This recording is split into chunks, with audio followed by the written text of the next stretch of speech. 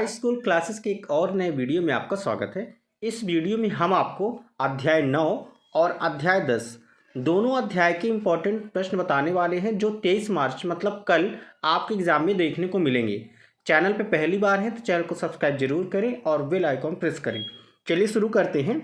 पहला क्वेश्चन हमारे सामने देखिए, अध्याय 9 से 5 अंक का आएगा जिसमें 3 ऑब्जेक्टिव आएंगे और एक प्रश्न आएगा 2 अंक का।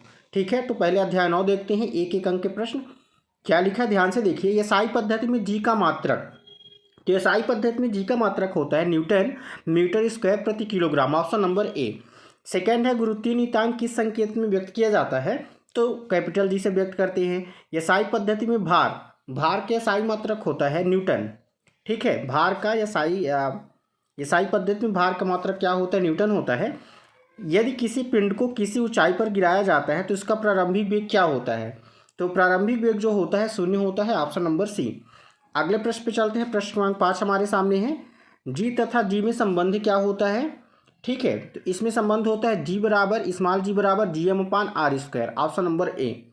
प्रश्न क्रमांक 6 है पृथ्वी का द्रव्यमान, तो पृथ्वी का द्रव्यमान होता है 6 × 10⁻24 kg। पृथ्वी की त्रिज्या कितनी होती है, तो 6.4 × 10⁻6 मीटर। ठीक है, गुरुत्वाकर्षण का सार्वभौमिक नियम लगाने पर चंद्रमा पर वस्तु का भार क्या होगा, तो इसमें आपको लिखना है WM = GMM/m/r², option number D. इसके बाद चलते हैं प्रश्न क्रमांक 9। आपके सामने क्या लिखा हुआ है देखिए, गुरुत्वीय त्वरण का मान, तो गुरुत्वीय त्वरण का मान जो होता है पृथ्वी की त्रिज्या व द्रव्यमान दोनों पर क्या करता है, निर्भर करता है। पृथ्वी का वायुमंडलीय पृथ्वी से किस कारण जुड़ा हुआ है। ठीक है, तो इसमें आपको लिखना है पृथ्वी का चुंबकीय क्षेत्र। ठीक है, इसके बाद देखिए कौन सा क्वेश्चन था, प्रश्न क्रमांक 11। प्रश्न क्रमांक 11 क्या था आपका, पृथ्वी का वायुमंडलीय पृथ्वी से किस कारण जुड़ा हुआ है, तो इसमें आपको गुरुत्व लिखना है। ठीक है, गुरुत्व के कारण जुड़ा हुआ है। ठीक है, इसके बाद चलते हैं प्रश्न क्रमांक 12 पे। 12 आपके सामने क्या लिखा हुआ है, गुरुत्वाकर्षण का नियम किन किन के मध्य गुरुत्वीय बल प्रदान करता है, तो इसमें आपको लिखना है समान द्रव्य वाले किन्हीं दो पिंडों के मध्य। जी का मान सर्वाधिक कहाँ पर होता है, तो जी का मान जो होता है सर्वाधिक होता है ध्रुवों पर, ऑप्शन नंबर ए। गुरुत्वाकर्षण का नियम किसने दिया था, तो गुरुत्वाकर्षण का नियम न्यूटन ने दिया था।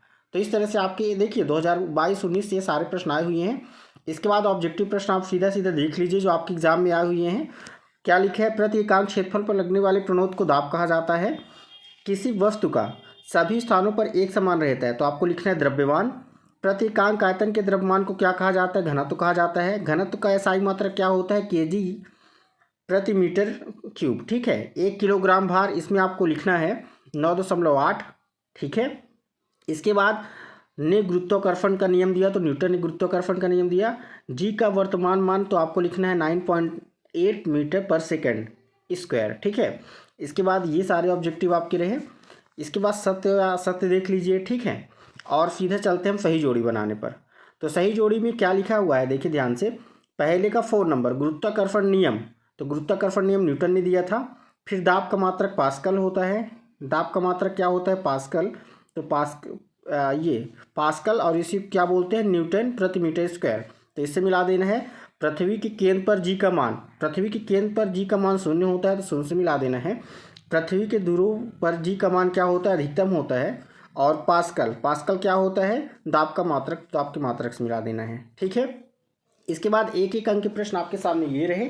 क्या लिखा है देखिए, जल्दी जल्दी देख लेते हैं क्या लिखा है। गहराई में जाने पर जी के मान में क्या परिवर्तन होता है, तो घटता है।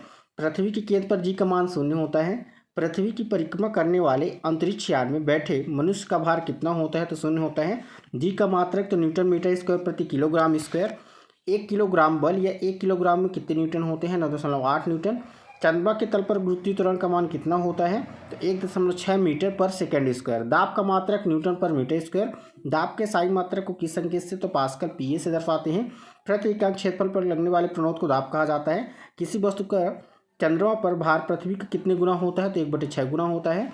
ठीक है, इसके बाद देख लेते हैं अगले प्रश्न जो आपके एग्जाम में आने वाले हैं। क्या लिखा है, जी का मात्रक तो मीटर पर सेकंड होता है, ठीक है, सेकंड स्क्वायर होता है। पृथ्वी की सतह पर गुरुत्वीय त्वरण का मान कितना होता है, तो 9.8 मीटर पर सेकंड स्क्वायर होता है। दो भिन्न द्रव्यमान की वस्तुओं को समान ऊंचाई से फेंकने पर कौन सी वस्तु पृथ्वी पर पहले गिरेगी, तो दोनों एक साथ गिरेंगी। दाब को परिभाषित कीजिए, एकांक क्षेत्रफल आरोपित बल को क्या कहते हैं, दाब कहते हैं। इसके बाद जो आपके दो दो अंक के प्रश्न एग्जाम में आने हैं कौन कौन से हैं, तो सबसे पहले आपको पहला प्रश्न याद करना है, क्या लिखा है, मुक्त पतन क्या है, इसको रेडी करना है।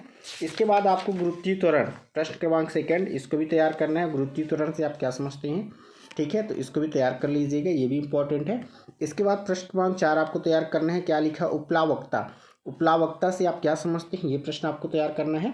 इसके बाद हम सीधा चलते हैं प्रश्न क्रमांक 6 पर।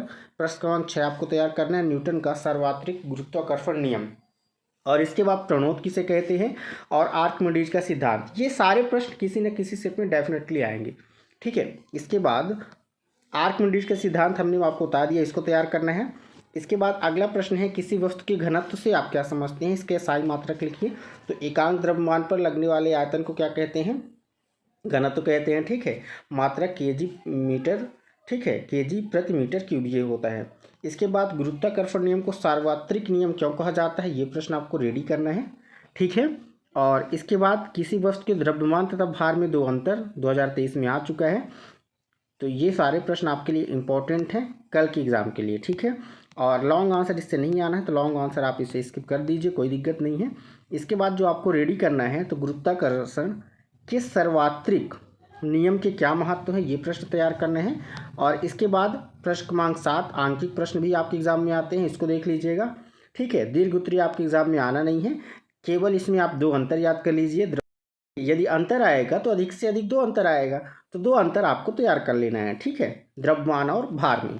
इसके बाद न्यूटन के सर्वात्रिक गुरुत्वाकर्षण नियम से आप क्या समझते हैं, पूछेगा तो केवल परिभाषा, ठीक है, व्यंजक नहीं पूछेगा, परिभाषा आपको देख लेना है। तो इस तरह से ये पाठ आपका कंप्लीट हुआ। गुरुत्वीय, हाँ ये जरूर इंपॉर्टेंट है, स्मॉल जी और कैपिटल जी में अंतर, इसको भी तैयार करना है, ठीक है। इसके बाद देखिए, तो सारे इंपॉर्टेंट क्वेश्चन आपके इस चैप्टर से हो गए। हम सीधा चलते हैं अगले चैप्टर पे।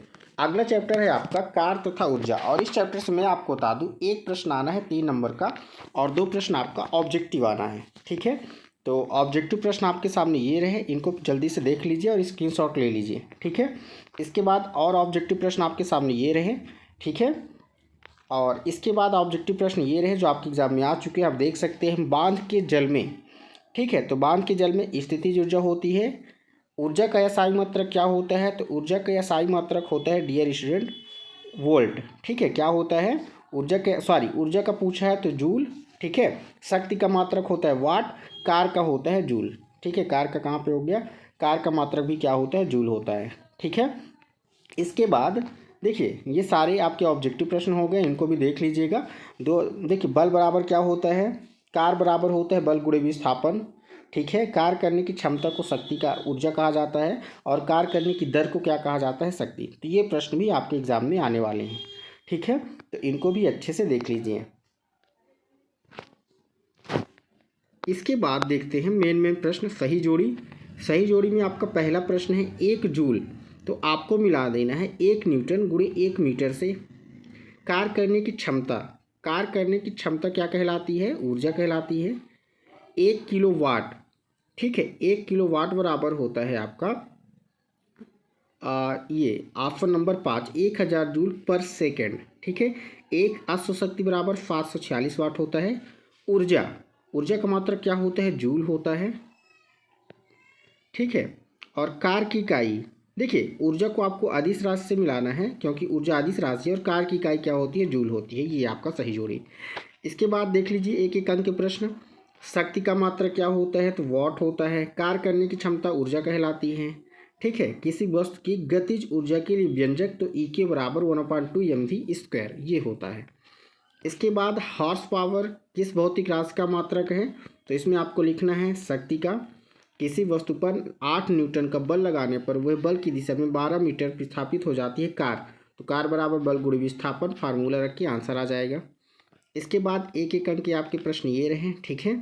इसमें जो मेनली आपके एग्जाम में आते हैं, देखिए क्या लिखा है, शक्ति को परिभाषित कीजिए, कार को परिभाषित कीजिए, और ऊर्जा को परिभाषित कीजिए।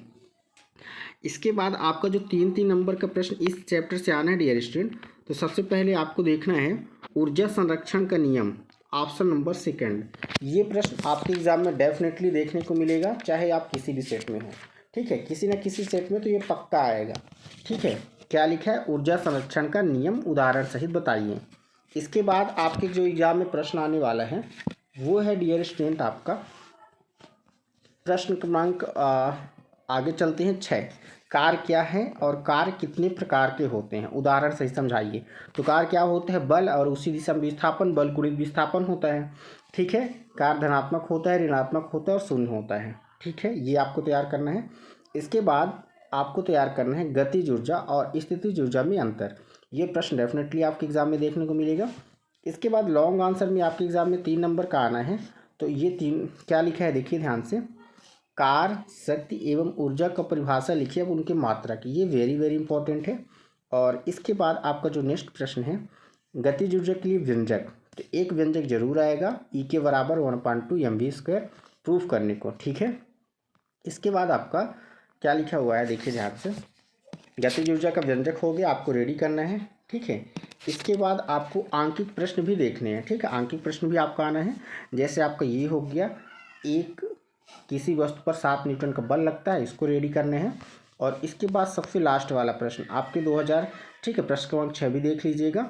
और इसके बाद आपको प्रश्न क्रमांक 7, ठीक है, 2023 में आ चुका, आप देख सकते हैं ये प्रश्न, तो इसको भी तैयार करना है। इसके बाद डियर स्टूडेंट आपको जो एक एक अंक के प्रश्न पढ़ने हैं ना, कुछ प्रश्न मैंने स्किप कर दिए थे, ये प्रश्न आपको जरूर रेडी करके जाना है। 1 जूल को परिभाषित कीजिए, ठीक है, 1 जूल कार को परिभाषित करना है, 1 वाट शक्ति को परिभाषित करना है। और इसके बाद औसत शक्ति को परिभाषित करना है कि औसत शक्ति क्या होता है, ठीक है। तो ये सारे प्रश्न आपके जो एक एक नंबर के हैं, आप इनको स्क्रीनशॉट ले लीजिए। अति लघु उत्तरीय जितने भी हैं सारे आपके लिए इंपॉर्टेंट है, एक नंबर में कोई भी प्रश्न आपके एग्जाम में आ सकता है, ठीक है। गतिज ऊर्जा क्या होता है? तो जो गति के कारण ऊर्जा निहित होती है गतिज ऊर्जा कहते हैं। स्थितिज ऊर्जा क्या होता है? जो स्थिति के कारण निहित होती है, ठीक है, किसी वस्तु में ऊर्जा, उसी को क्या कहते हैं? स्थितिज ऊर्जा कहते हैं। तो सारे प्रश्न आपके लिए इंपॉर्टेंट है। एक बैटरी बल्ब जलाती है, इस प्रकार में होने वाला ऊर्जा परिवर्तन, इसको भी देख लेना है, ठीक है। तो ये सारे क्वेश्चन आपके लिए इंपॉर्टेंट हैं, इनको जरूर पढ़ के जाइएगा। यदि इन दोनों चैप्टर से प्रश्न आएंगे तो यही प्रश्न आएंगे, इससे अलावा एक प्रश्न बाहर से नहीं आएगा, ठीक है। तो चैनल पर पहली बार है तो चैनल को सब्सक्राइब करें और बेल आइकॉन प्रेस करें।